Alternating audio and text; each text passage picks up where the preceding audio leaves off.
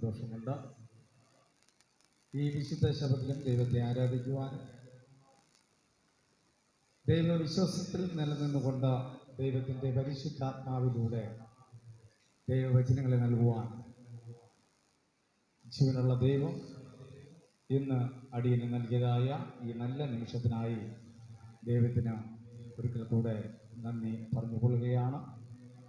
കടന്നു വന്നിരിക്കുന്ന നിങ്ങളെ എല്ലാവരെയും ദൈവം ധാരാളമായി അനുഗ്രഹിക്കട്ടെ.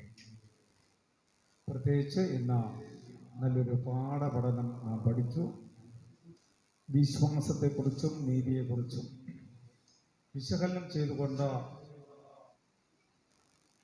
അബ്രഹാമിനെക്കുറിച്ചും അപ്പോസ്തലന്മാരുടെ യോഹന്നാനെക്കുറിച്ചും പൗലോസിനെക്കുറിച്ചും ഇവരെല്ലാം സാക്ഷീകരിച്ചതായ കർത്താവായ യേശു ക്രിസ്തുവിനെ കുറിച്ചും വളരെ നല്ല രീതിയിൽ തന്നെ നമുക്കിന്ന് പഠിക്കുവാൻ നമുക്ക് സാധിച്ചു എന്നുള്ളത് തന്നെയാണ്. എന്തുകൊണ്ട് ഓരോ ആഴ്ചയും ഇപ്രകാരം നാം വിശകലനം ചെയ്ത് പഠിക്കുന്നു എന്ന് ചിന്തിക്കുമ്പോൾ ആത്മീയമായി നാം വളരുവാനും പ്രത്യാശയോടുകൂടെ ഈ ലോകത്തിൽ നാം ജീവിച്ചുകൊണ്ട് കർത്താവായ യേശു ക്രിസ്തുവിൻ്റെ വരവെങ്കിൽ നാം അവനോടുകൂടെ ചേർക്കപ്പെടുന്നവരെ കൂട്ടത്തിൽ നാമും ഉണ്ടായിരിക്കുവാൻ തക്കവണ്ണമാണ് ഇപ്രകാരം ദൈവത്തിൻ്റെ വചനങ്ങളെ ആധികാരികമായി ചിന്തിക്കുവാനും പഠിക്കുവാനും നമുക്ക് ഈ അവസരങ്ങളെ നൽകിയിരിക്കുന്നത്. നമുക്ക് നൽകിയിരിക്കുന്നതായ ഈ ദിനങ്ങൾ, ഈ നിമിഷങ്ങൾ നാം പാഴാക്കി കളയാതെ ദൈവത്തിൽ തന്നെ വിശ്വാസം അർപ്പിച്ചുകൊണ്ട് പ്രത്യാശയോടുകൂടി ആയിരിക്കുവാൻ ദൈവം നമ്മെ എവരെയും അനുഗ്രഹിക്കട്ടെ.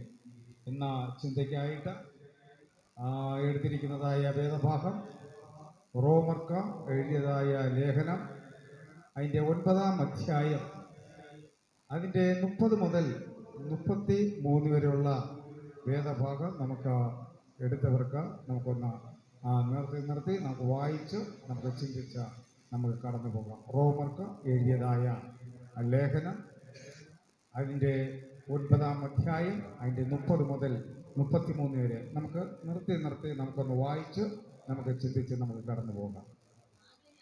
ആകയാൽ മൈക്കെടുത്ത് ഒന്ന് വായിക്കുന്നുവെങ്കിൽ ഏറ്റവും നന്നായിരിക്കും. അത് എനിക്കും അത് കേൾക്കുവാനും ഇരിക്കുന്നവർക്ക് ആ വചനങ്ങൾ ഇന്ന വേദപുസ്തകത്തിൽ ഇന്ന സ്ഥലത്ത് പ്രകാരം വചനമുണ്ടെന്ന് നമുക്ക് കേൾക്കുവാനും മനസ്സിലാക്കുവാനും സാധിക്കും എന്നുള്ളത് തന്നെയാണ്. ആയിട്ട് മൈക്കിലൂടെ കുറച്ച് നിങ്ങൾ അത് വായിക്കുക. ഒരു മൈക്ക് ശ്രീജയ്ക്ക് കൂടെ കൈ കൊടുക്കുക. രണ്ടുപേരും എടുക്കുന്നവർ വായിക്കുക. ആകയാൽ നാം എന്തു പറയേണ്ടു? നീതിയെ പിന്തുടരാത്ത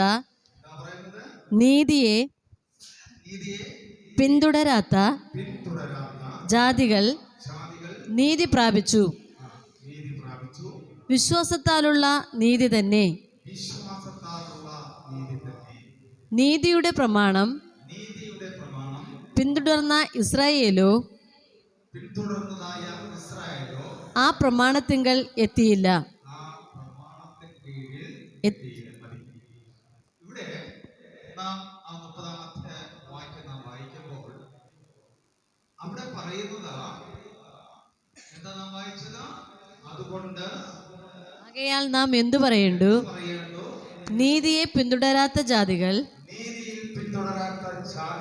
നീതി പ്രാപിച്ചു. അപ്പൊ നീതിയാൽ പിന്തുടരാത്തതായ വ്യക്തികൾ നീതി പ്രാപിച്ചിരിക്കുക. നമ്മെക്കുറിച്ചാണ് പ്രതിപാദിക്കുന്നത്. നാം എന്ന് പറയുന്നത് എന്ന ജാതികളുടെ കൂട്ടത്തിൽ ഉള്ളവരെന്ന വിശേഷിപ്പിച്ചുകൊണ്ട് അപ്പോസ്തലനായ പൗലോസ് എഴുതപ്പെട്ടതായ ഒരു വചനമാണ്. എന്നാൽ ഇന്ന് നാം ജാതികളാണോ എന്ന് ചോദിച്ചാൽ ഇന്ന് നാം ജാതികളല്ല.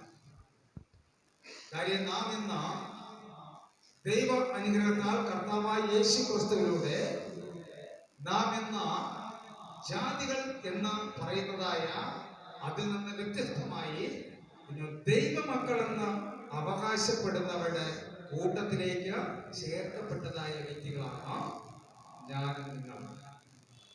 നഷ്ടപ്പെട്ടു പോയതായ ഒരു സൗഭാഗ്യത്തെ കർത്താവായ യേശു ക്രിസ്തുവിലൂടെ നമ്മെ വീണ്ടെടുക്കുകയും ആ കർത്താവായ യേശു ക്രിസ്തുവിന്റെ വിശ്വാസത്താൽ നാം ഇന്ന് രക്ഷ പ്രാപിച്ചിരിക്കുന്നു എന്ന ദൈവത്തിന്റെ വചനം നമ്മെ പഠിപ്പിക്കുകയാണ്.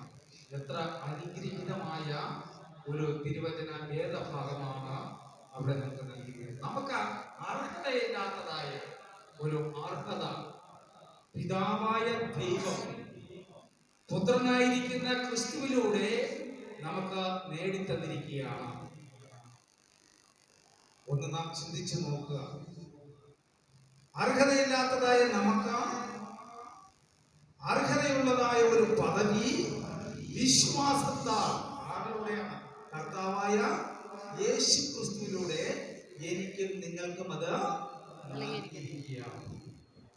അതുകൊണ്ട് നാം ഇന്ന് പകൽക്കാലം ഈ ദൈവത്തിന്റെ ആലയത്തിൽ നാം സന്തോഷത്തോടുകൂടെ ദൈവത്തിനെ എത്ര സ്തുതിച്ചാലും മഹത്വപ്പെടുത്തിയാലും മതി വരില്ല എന്നുള്ള സന്തോഷത്തോടുകൂടെ നാം ഇത് ഏറ്റെടുത്തുകൊണ്ട് പാപത്തിലേക്ക് വഴുതപ്പോകാതെ നാം ആ വിശ്വാസത്തിൽ നിലനിൽക്കുവാൻ തക്കവണ്ണമാണ് അപ്പോസ്തലനായ പൗലോസ് റോമർക്കെതിരെ ലേഖനത്തിലൂടെ നമ്മെ ഇത് ബോധിപ്പിക്കുന്നത്. അതിന്റെ തൊട്ടടുത്ത വചനം വായിക്കുമ്പോൾ അവിടെ പറയുന്നത്, നീതിയുടെ പ്രമാണം പിന്തുടർന്ന പിന്തുടർന്ന ഇസ്രായേലോ ആ പ്രമാണത്തിങ്കൽ എത്തിയില്ല.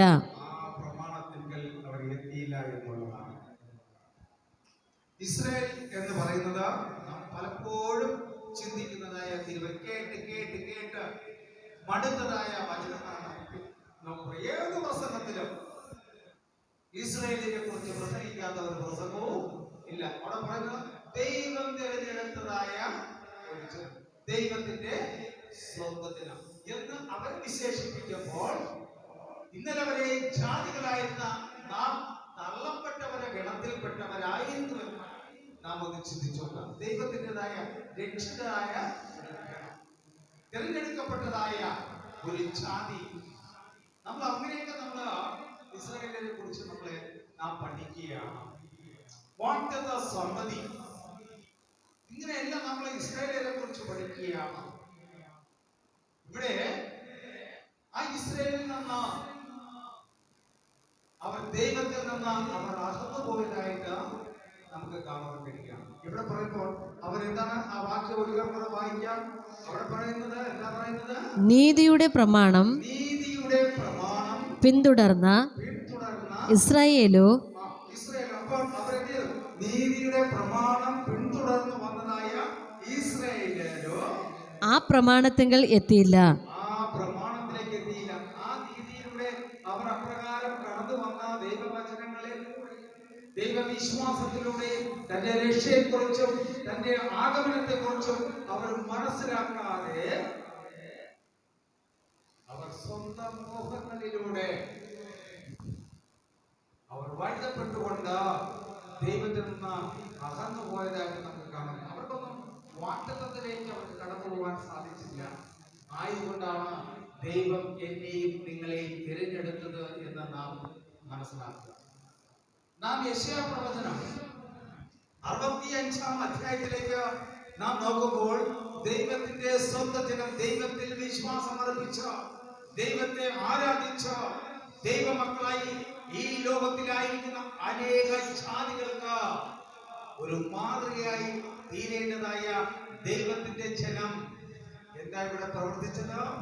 പ്രവാചകനായിരിക്കുന്ന യെശയ്യാവ് താൻ എഴുതിയതായ 65-ാം അധ്യായത്തിന്റെ അതിന്റെ 1 മുതൽ താഴോട്ട് നാം വായിക്കുമ്പോൾ, എന്നെ ആഗ്രഹിക്കാത്തവർ അവിടെ പറയുന്നത് എന്നെ ആഗ്രഹിക്കാത്തവർ എന്നെ അന്വേഷിപ്പാൻ ഇടയായി.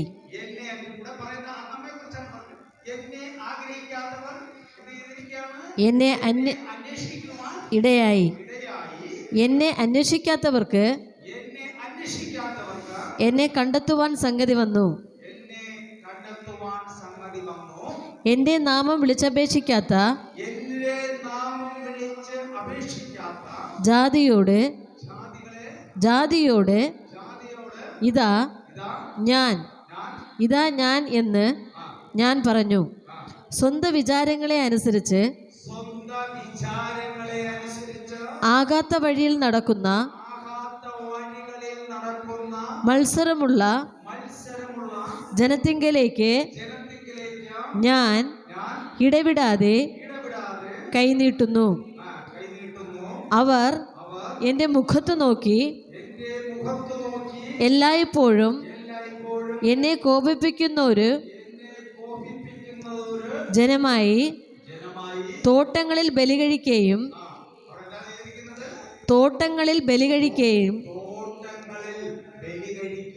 ഇഷ്ടികമേൽ ധൂപം കാണിക്കുകയും കല്ലറകളിൽ കുത്തിയിരിക്കുകയും ഗുഹകളിൽ രാപാർക്കുകയും പന്നിയിറച്ചി തിന്നുകയും പാത്രങ്ങളിൽ അറപ്പായ ചാറ് നിറയ്ക്കുകയും മാറി നിൽക്ക, ഇങ്ങോട്ട് അടുക്കരുത്, ഞാൻ നിന്നേക്കാൾ ശുദ്ധനെന്ന് പറയുകയും ചെയ്യുന്നു. അവർ എൻ്റെ മൂക്കിൽ പുകയും ഇടവിടാതെ കത്തുന്ന തീയും ആകുന്നു.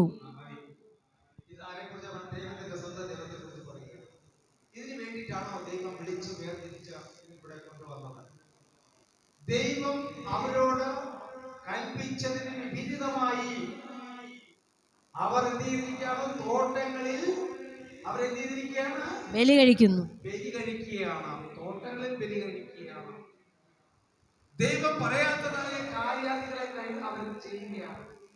വേദപുസ്തകത്തിൽ ലേവ്യ പുസ്തകം 11-ാം അധ്യായത്തിൽ എന്തെല്ലാം കഴിക്കാം, എന്തെല്ലാം കഴിച്ചുകൂടാ എന്ന് വ്യക്തമായി മോശയിലൂടെ ദൈവം അത് പറഞ്ഞു കൊടുക്കുകയും പ്രവാചകനായിരിക്കുന്ന മോശ ആ ലേവ്യ പുസ്തകം 11-ാം അധ്യായത്തിൽ വ്യക്തമായി എഴുതിയിട്ടുണ്ട്.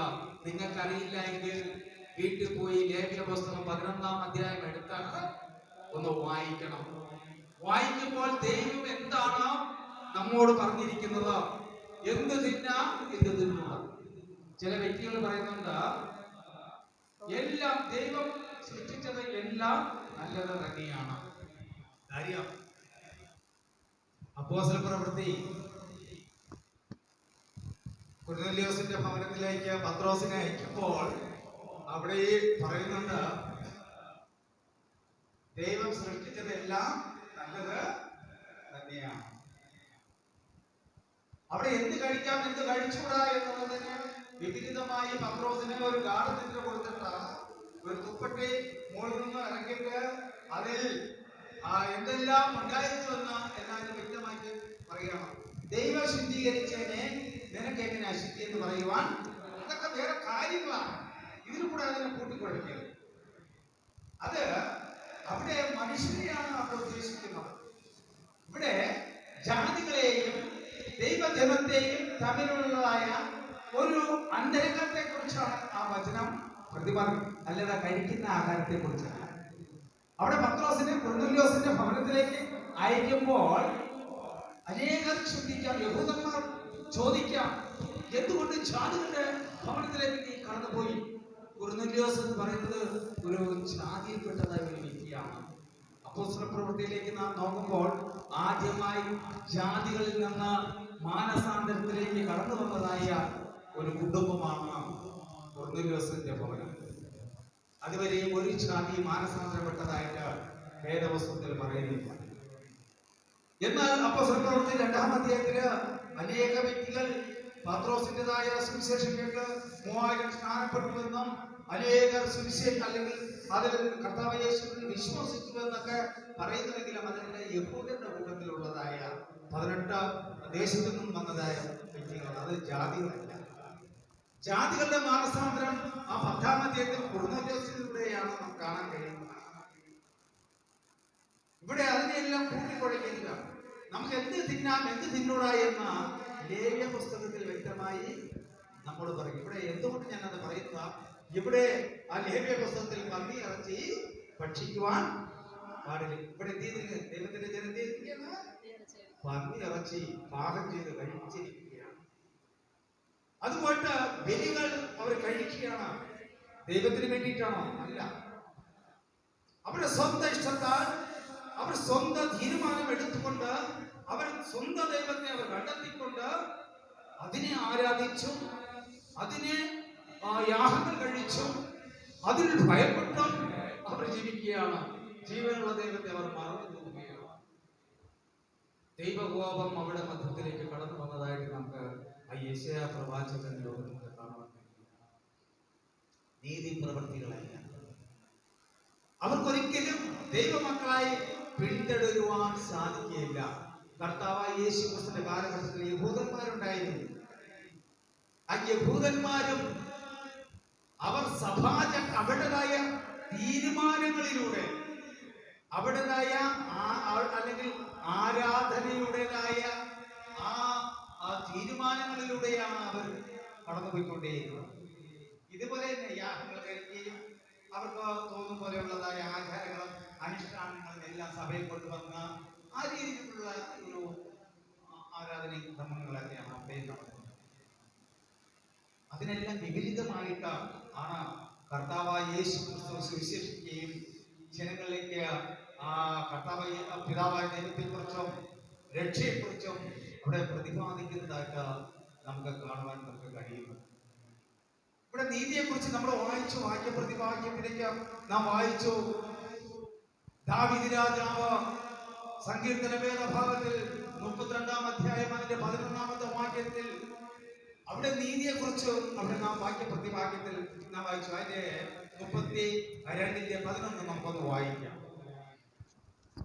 നീതിമാന്മാരെ യഹോവയിൽ സന്തോഷിച്ചാനന്ദിപ്പിൻ.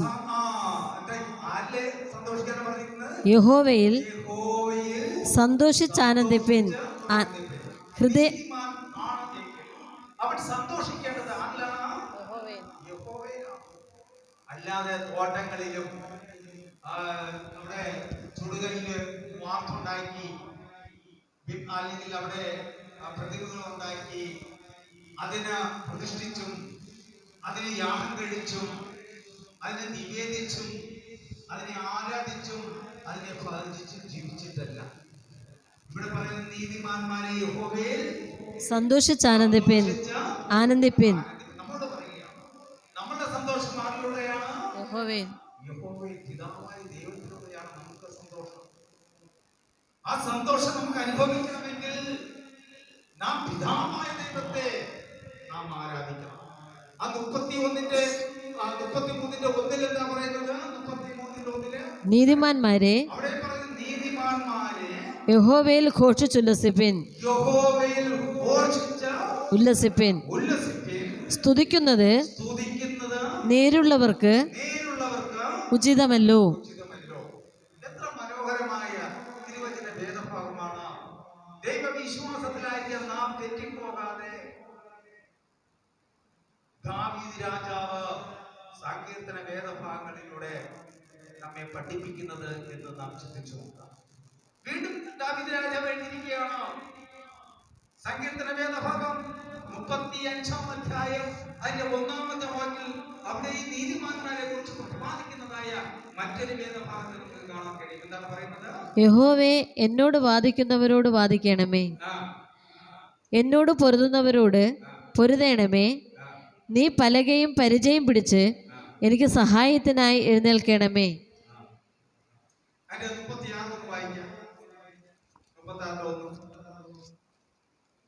ദുഷ്ടനു തന്റെ ഹൃദയത്തിൽ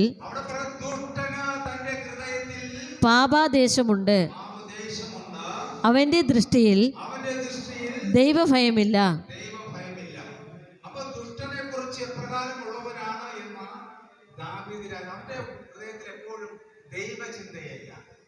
പിന്നെയോ പാപ ഉദ്ദേശമാണ്.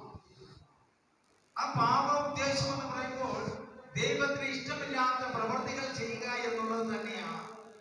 അപ്രകാരമുള്ള ചിന്തകൾ എന്റെ നിങ്ങളെ ജീവിതത്തിൽ വരാതിരിക്കുവാൻ തക്കവണ്ണമാണ് ദൈവം തന്റെ എഴുത്തുകളിലൂടെ നമ്മെ പ്രബോധിപ്പിച്ചുകൊണ്ട് ഇരിക്കുന്നത് എന്ന് നാം ചിന്തിക്കുക. നമുക്ക് റോമർക്കെഴുതിയ ലേഖനം 3-ാം അധ്യായം അതിന്റെ 19 മുതൽ 26 വരെയുള്ള വാക്യങ്ങൾ വായിക്കുമ്പോൾ ചില ഉപദേശങ്ങൾ നമുക്ക് അവിടെ നൽകുന്നതായിട്ട് കാണുന്നു. റോമർ റോമർക്ക് എഴുതിയതായ ലേഖനം ന്യായപ്രമാണം പറയുന്നത് 3:19 മുതൽ. ന്യായപ്രമാണം പറയുന്നത് അവിടെ ന്യായപ്രമാണം പറയുന്നത് എല്ലാം ന്യായപ്രമാണത്തിന് കീഴുള്ളവരോട് എല്ലാം ന്യായപ്രമാണത്തിന് കീഴിൽ ഉള്ളവരോട് പ്രസ്താവിക്കുന്നു എന്ന് എന്ന് നാം അറിയുന്നു. നാം അറിയുന്നു. അങ്ങനെ അങ്ങനെ ഏതുവായും അടഞ്ഞ് സർവലോകവും ദൈവസന്നിധിയിൽ ശിക്ഷായോഗ്യമായി തീരേണ്ടതത്രേ. അതുകൊണ്ട് ന്യായപ്രമാണത്തിന്റെ പ്രവൃത്തികളാൽ ഒരു ജഡവും അവന്റെ സന്നിധിയിൽ നീതീകരിക്കപ്പെടുകയില്ല. ന്യായപ്രമാണത്താൽ പാപത്തിന്റെ പരിജ്ഞാനമത്രേ വരുന്നത്. ഇപ്പോഴോ ദൈവത്തിന്റെ നീതി വിശ്വസിക്കുന്ന എല്ലാവർക്കും യേശുക്രിസ്തുവിങ്കലെ വിശ്വാസത്താലുള്ള ദൈവനീതി തന്നെ ന്യായപ്രമാണം കൂടാതെ വെളിപ്പെട്ടു വന്നിരിക്കുന്നു. അതിന് ന്യായപ്രമാണവും സാക്ഷ്യം പറയുന്നു. ഒരു വ്യത്യാസവുമില്ല. എല്ലാവരും പാപം ചെയ്ത് ദൈവ തേജസ് ഇല്ലാത്തവരായി തീർന്നു.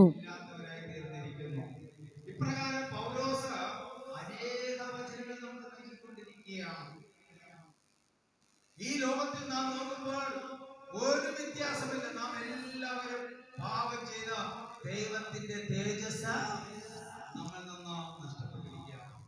ഈ നഷ്ടപ്പെട്ടിരിക്കുന്നതായ എന്നെയും നിങ്ങളെയും കർത്താവായ യേശുവിന്റെ വിശ്വാസത്താലാണ് നാം രക്ഷപ്പെടുന്നത്. നമ്മൾ ഇന്ന് പാഠപഠനം പഠിച്ചപ്പോൾ അനേകം വാക്യങ്ങൾ വിശ്വാസത്തെ കുറിച്ച് പഠിക്കുകയും അനേക കാര്യങ്ങൾ ചോദിക്കുകയും ചെയ്തു. വിശ്വാസത്തെ നാം എബ്രായ ലേഖനത്തിൽ പറയുമ്പോൾ വിശ്വാസം എന്നതോ ആശിക്കുന്നതിനോടൊപ്പം കാണാത്ത കാര്യങ്ങളുടെ നിശ്ചയവുമാണ്.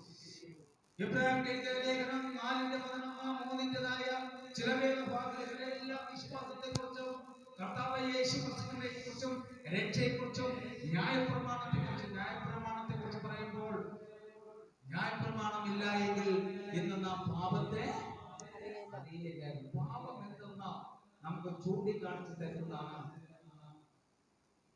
നമുക്കവിടെ കാണിച്ചത് പാപം അത് എപ്രകാരമാണ്, അത് എന്ത് ചെയ്യുക എന്നുള്ളത് ആ ന്യായപ്രമാണത്തിലൂടെ നമുക്ക് കാണിച്ചിരിക്കുക. അവിടെ പരിജ്ഞാനം നമുക്ക് അതിലൂടെ നമുക്ക് നൽകുകയാണ്.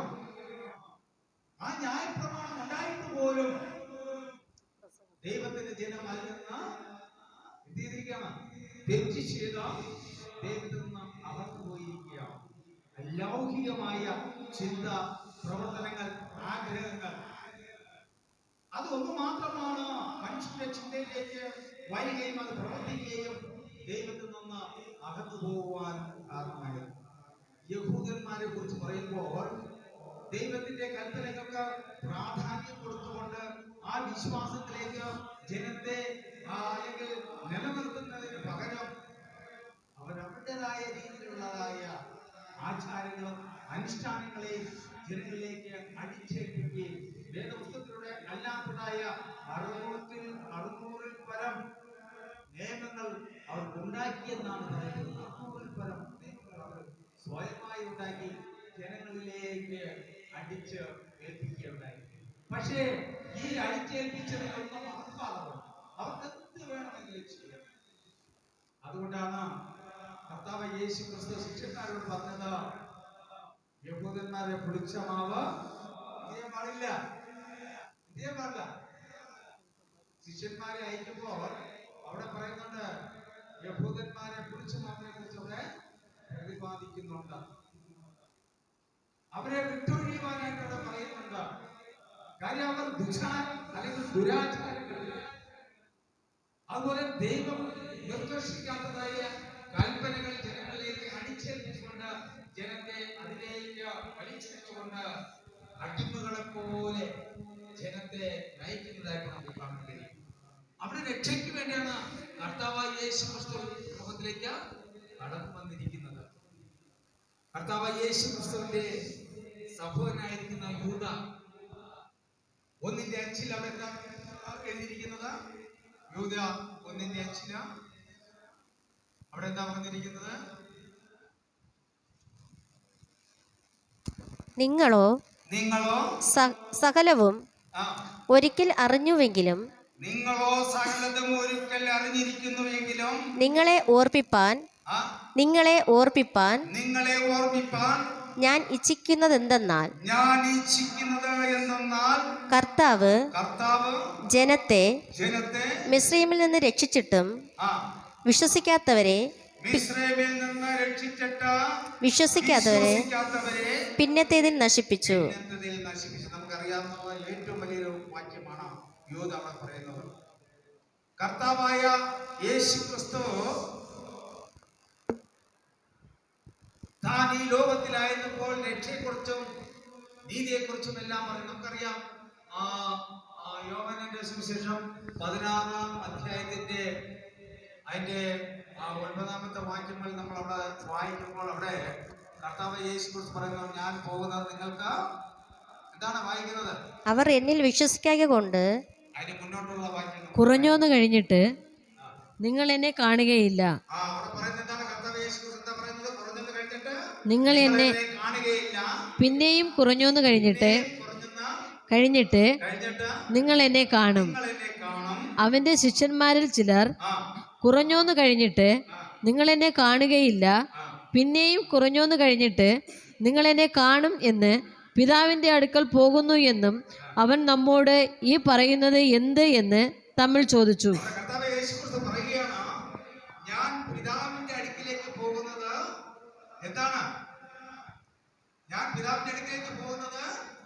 പോകുന്നു എന്നും അവൻ നമ്മോട് പറഞ്ഞ് ഈ പറയുന്നത് എന്ത് എന്ന് തമ്മിൽ ചോദിച്ചു.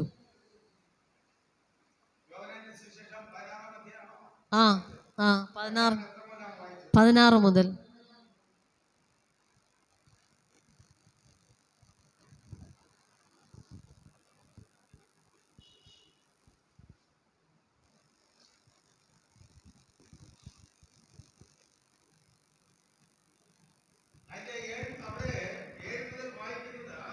എന്നാൽ ഞാൻ പ്രയോജനം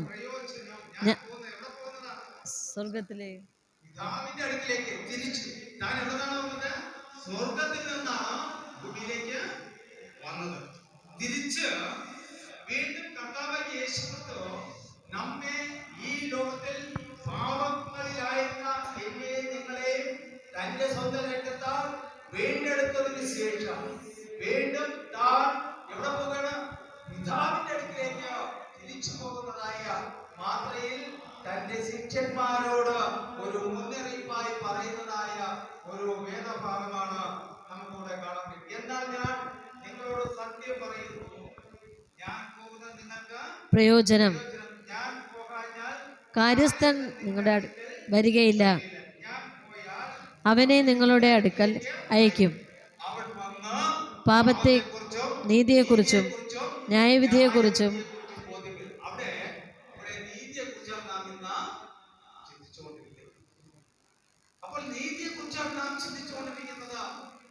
ഓരോ ലേഖനങ്ങളിലും ഓരോ സുവിശേഷങ്ങളിലും ഓരോ സങ്കീർത്തന വേദഭാഗങ്ങളിലും പ്രവാചകന്മാരുടെ മുൻകൂട്ടി ഇത് നമുക്ക് അറിയിച്ച് നൽകിക്കൊണ്ടിരിക്കുകയാണ്.